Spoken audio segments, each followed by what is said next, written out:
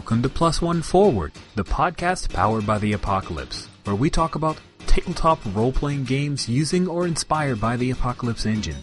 I'm your MC, Rich, and I'm joined by my guest, Stephanie Bryant. Hey, Stephanie, welcome to the show. Hi, thank you, and thanks for having me on the show. Oh, excited to have you on. So, tell me, Stephanie, how long have you been playing PbtA games? What was your gateway? Dungeon World was my gateway. I played it at a convention in Los Angeles called Strategicon. I can't remember if we played the regular Dungeon World first, or Hamish Cameron ran a game where you played these little goblins that gained powers by eating each other and eating other things. And it was it was very strange, and it's got a Greek name that I can't even pronounce, much less spell, but it's a fairly clever little game. He used Gamma World cards as the mutations you would get. So it was a very strange little game. Yeah. That is crazy. Hey, is that something online? Because I would totally link it in show notes if you know where we could find it. You know what? I will ping him and send you the link. Awesome. Yeah. Awesome. Thanks, Stephanie. That's really cool. Thanks. Let's head on over and read a Sitch. Okay. Read a Sitch. So, Stephanie, what are some things going on when you play these Powered by the Apocalypse games? How are things happening when your players miss, when they roll a 6 or less?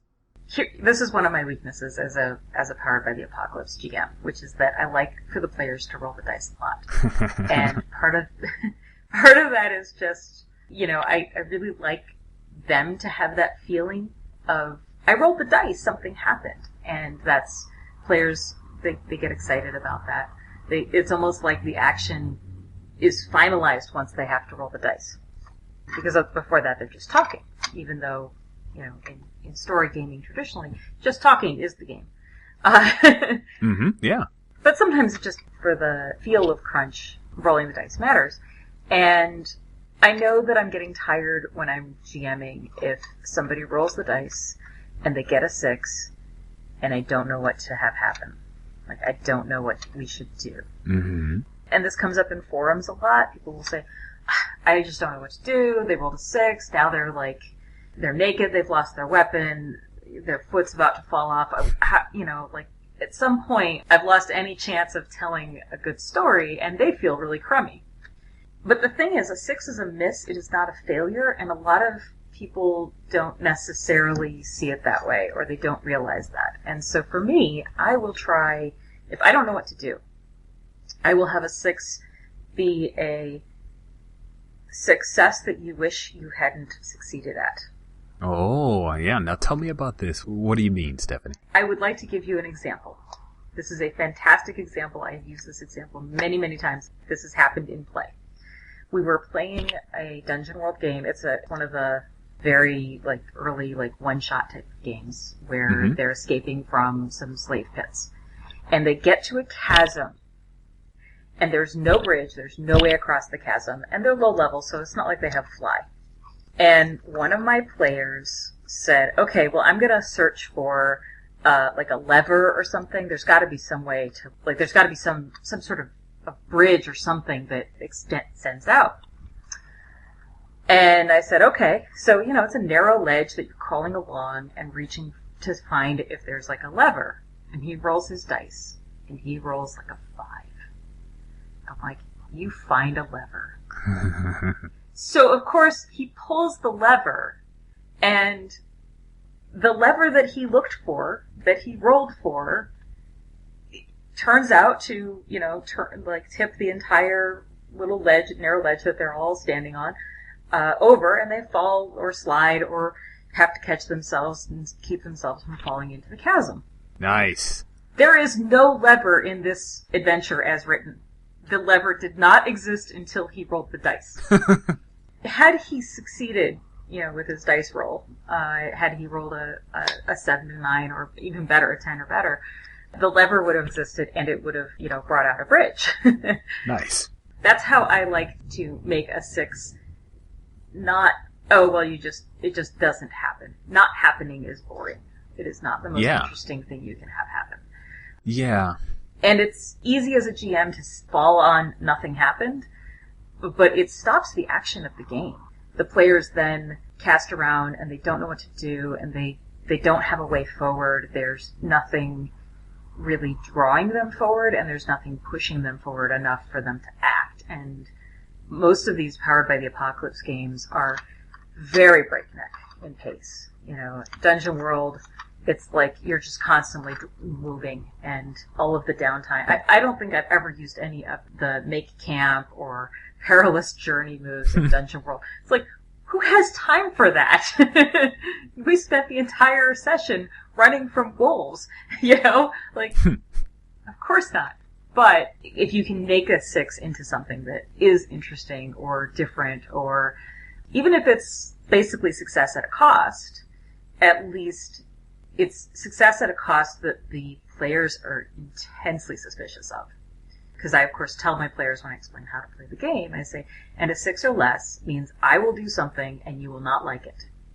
And that means as soon as the dice come out as a 6, if I say, okay, you found something, they immediately are suspicious of whatever it is that they found. Of course. Because they're expecting that the lever is going to tip them into the chasm now. So, yeah. Yeah, the result of 6 and nothing happening, that to me, if you're reading forums where people are complaining about that happening, that sounds like a person who is just struggling with Powered by the Apocalypse at its core, because none of the GM moves say nothing happens. I mean, right. It's all about pushing the action forward or turning things back on people. I really like your idea, though, of making a miss is like a success with a great amount of cost, or a success you didn't intend. That's really cool. I like that. Yeah, a success you wish hadn't happened. I view it as 10 or better, the player has the narrative control. What they want to have happen, happened. The 7 to 9 were basically sharing control and causing conflict and choice. Because that's really that's the sweet place of you have to choose something, and choices are, of course, what make games. And then 6 or less is the GM has narrative control, and their narrative control should be driving the players towards something, or away from something, or doing something. Yeah, those moves to me are like, I always look at it as like a menu, and I try to keep myself from always having the burgers and fries. Okay, what is the move that I have not used in a while? How could I possibly separate them right now? Yeah. How can I use this one weird little move right now? And sometimes I can't, but just forcing my brain to try to wrap around that different move rather than I'm just going to deal damage to you. Right. Because even that can be boring. Right. Yeah. And in my game, of course, if they rolled a 6 or less, the GM move is not to cause more damage to them, because as soon as they rolled a 6 or less, they took damage. So they always take damage on a 6, and that relieves the GM of the burden of having to give them more. It's like, break some of their other stuff. Nice. Now, I think, Stephanie, you have given us the perfect reason to go open our brain and learn about this game of yours. What do you think? That's great. Open your brain. Threadbare is the game that I have been working on for about 4 years. It's currently funding on Kickstarter. For search reasons, it's actually called Threadbare RPG, because that shows up on Google better. And it is a Powered by the Apocalypse game where you play a broken toy in a broken world. The aesthetic is called Stitch Punk. Everything is very hacked together. There's sort of a maker feel to it. I would say, in terms of if you needed to have a content warning for it, the big content warning is that it does have a lot of body horror in it. And that is because every time you roll a 6, you take damage, and every time you take damage, you lose a body part. Your hit points are literally like your leg, your ear, your nose, your tires, whatever parts your toy has. So it gets hacky. I had the opportunity to play this recently at Camp Nerdly, and yes, there were body parts a-flying. But that ties into some of the moves. Like, you want that to happen. It's not just a punishment. It opens up that opportunity for the stitching, right? Yes. In fact, a good portion of the moves have to do with finding stuff, like just random bits or whatever, that you then will use to fix yourself, or to upgrade yourself, or to build a new thing. So, for example, if you say you lost your arm because you rolled a 6 and you fell off of a car or something, and now you're walking around and you're missing an arm, which doesn't actually hinder you that much because, it's your toys, you're resilient and you're very resourceful. When you have a little downtime, you might just repair it, be like, well, I picked up the arm and now I'm just going to stitch it back on. You have a little downtime move if you wanted to just repair back to where you were. Or you can gather together some duct tape and parts from another broken toy that maybe isn't alive. And now instead of an arm, you've duct taped on a crane. Nice. So now you're a teddy bear walking around with a crane for an arm. And if you roll really well on that move to attach the crane to your body, you might gain a move with it. And so if you think about like how we level up in most games, the reward for leveling up, the reward for experience in most games in general is I have more hit points, I might be better at what I do, and I can do more stuff.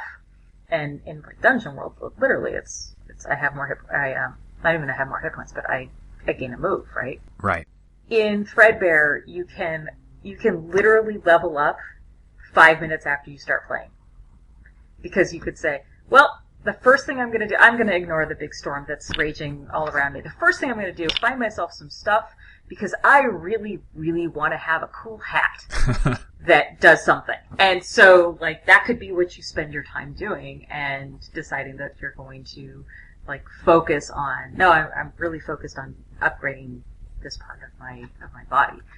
And that can happen. Now, as a GM, I would say, okay, you are in danger while you're doing this. So this is the kind of thing where you're so obsessed, you don't even care that a tornado is bearing down on you. That's cool. That means you're doing it essentially under fire, although I think I call it runaway.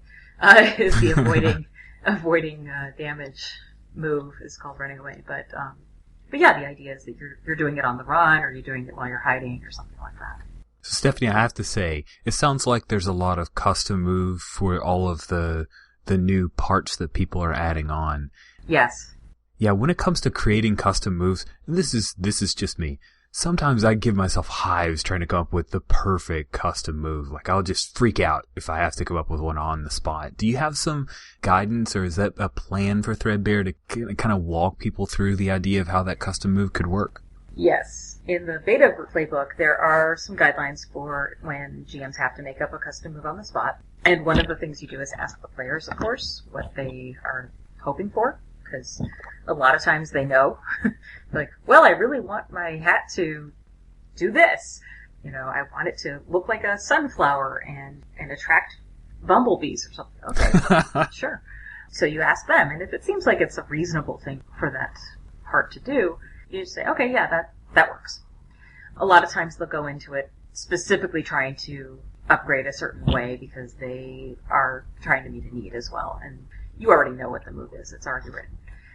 But I do give some guidance in there for how to write a custom move and things to remember about making custom moves.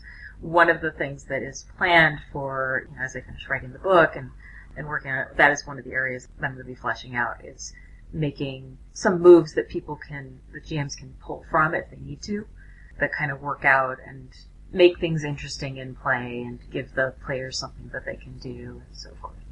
Nice. Yeah, that was something I actually liked about Fate Accelerated versus Fate, is I felt like Fate Accelerated, from the way they changed how, your stunts could work, they gave a little bit more guidance in building your own stunts. I kind of like that. So yeah. Custom move guides is nice, because you can't always find it on John Harper's blog. Sometimes you have to think on your own. Very true. All right, Stephanie, what is your favorite move in Threadbare, and why? I have to say that Look Fierce is one of my favorite moves in this game, and this is the one where you stand up to a bully. And so it's a little bit of a diplomacy move, it's a little bit of a intimidate move, but mostly it's I'm just not going to take this from you, and you stand up to somebody, and it's probably one of the more aggressive moves in the game without being actually fighting. you know. And the way that this move evolved was at Metatopia. I was playing in one of my playtests, and one of the players, Mr. Rob Donahue from Evil Hat, was playing this little stuffed dinosaur, and he had with him a little mini Squishable that he used as his avatar for this character. Oh. And he's like holding this tiny little stuffed dinosaur up, and he's like, "Rawr! I want to be fierce! Fear me!" to stand up to Barbie the Bloody or whoever it was that they were confronting. And I was like, okay. I couldn't decide. I was like, that's working? Sure, why not? It's like kind of like talking with them, sure. And and so in the discussion of the playtest afterwards, he was like, yeah, I really wanted that to just mechanically really mean something. I was like, yeah, it really should. So now it does. And if you've ever seen like a little kid, like a 4 or 5-year-old kid, stand up to somebody who's bothering them or teasing them, and they just get this fierce little look on their faces, and they're just like, and they're mad, and they're fierce. They're just fearless about standing up to someone who, is usually bigger than them and has more authority than them and so forth. So. Well, Stephanie, I've heard enough about this Threadbare. I really want to see how it plays. You want to run a little bit for me? Sure. It is time to act under fire. I think you told me that you have a character that you have sort of recurring. I do. He gets modded around based on the system at hand. Because he's the kind of titular character for the podcast, I call him Plushie, like +1 forward. But hey, this is Threadbare. If you want him to be Plushie, we could do it. I like that. That's good. So, yeah, Plushie's great. So does that mean he's a stuffy? He must be a stuffy, obviously. Otherwise, It'd be a misnomer of the highest degree. What kind of stuffy is he? And I'll give you a couple options here. Okay. Do you want him to be kind of like a doll, like a rag doll? In which case he gets to exchange secrets and truths with people. Mm-hmm. And he's built sort of humanoid. He could be an artisan-crafted stuffed animal, kind of like the Vermont teddy bear or Build-A-Bear types, where they're just really well made, built to last.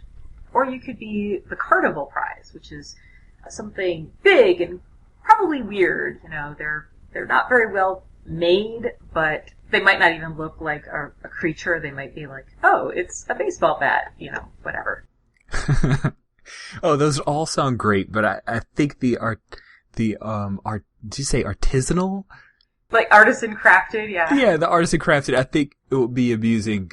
My son always drags me into the Build-A-Bear every time we end up at the mall. So I think a stuffed Chewie, maybe? Like a stuffed Chewbacca licensed toy, TM. Okay. From Disney would be amusing to me. Okay. Especially once he gets all ripped up and doesn't look right anymore. Okay. So you could have up to 8 starting parts, and we'll just say that you have them. Okay. That works. Normally, I would have you write them down and maybe even draw a picture. But we kind of know what a Chewbacca toy would look like. So, and your starting parts could even include things that represent some of your personality.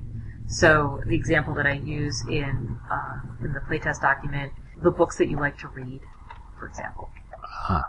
Yeah.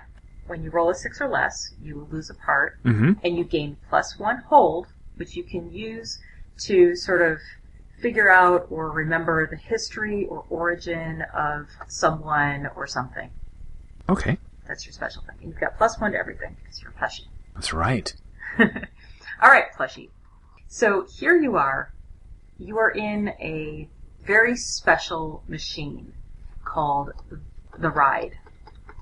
And the Ride is a flying machine that you are riding through some sort of strange funnel cloud storm.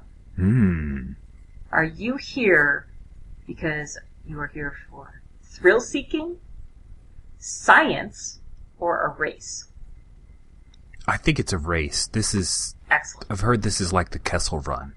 This is like the Kessel Run. And what is your ride shaped like? Oh, I think that my ride is a very obtusely shaped plate. Okay, I like that. So, almost like a frisbee. Almost like a frisbee. Okay.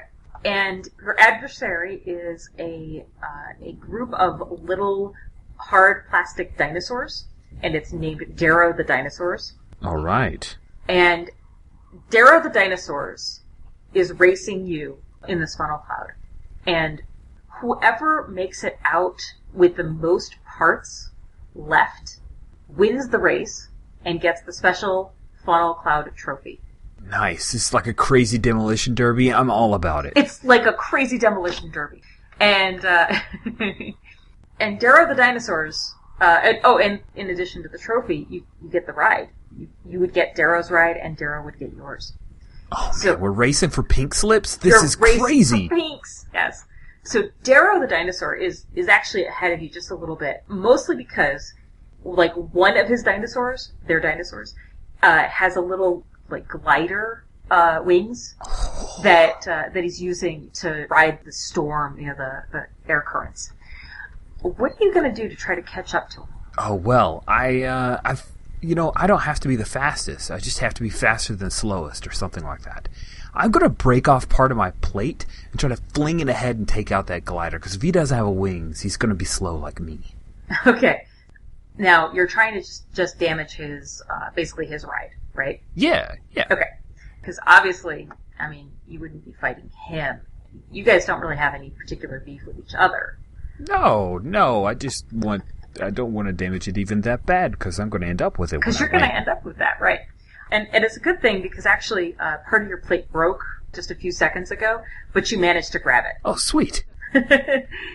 We'll say that, let's see. We'll say that this is kind of like a push, even though this part of the plate is bigger than you. So roll plus your slam bam would be your athletic ability. And of course that's +1 for you because you're a plushie. That's right. Yes. Plushie rolls, and I just rolled an 8 with a +1. That's a 9. Alright.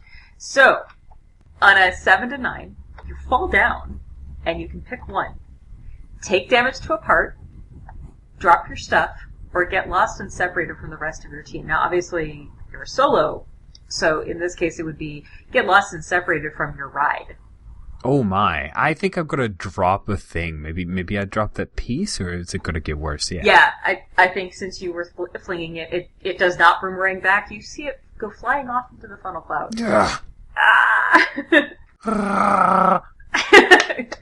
Excellent.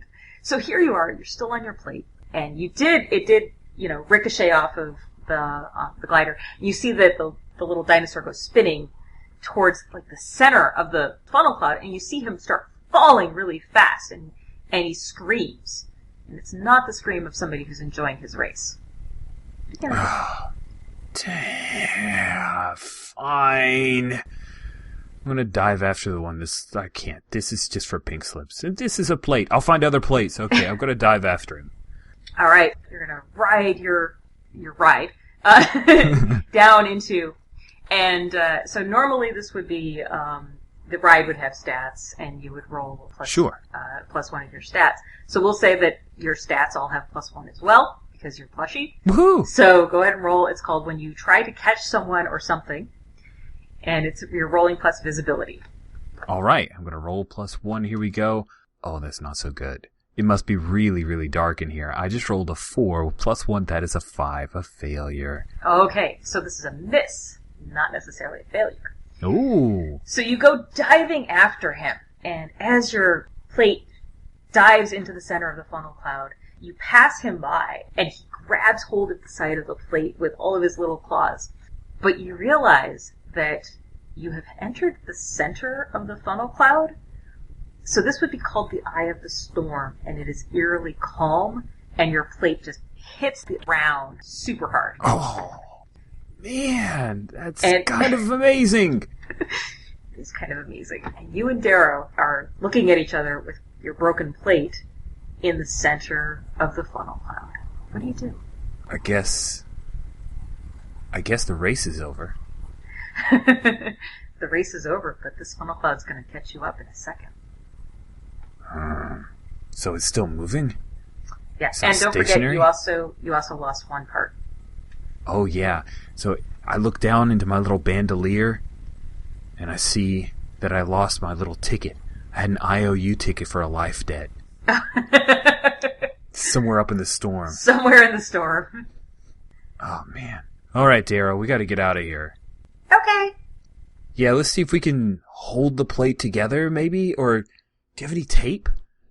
He kind of looks down and, he's like a little pterodactyl. Nice. I think the other me has some somewhere. Useless. Fine. All right.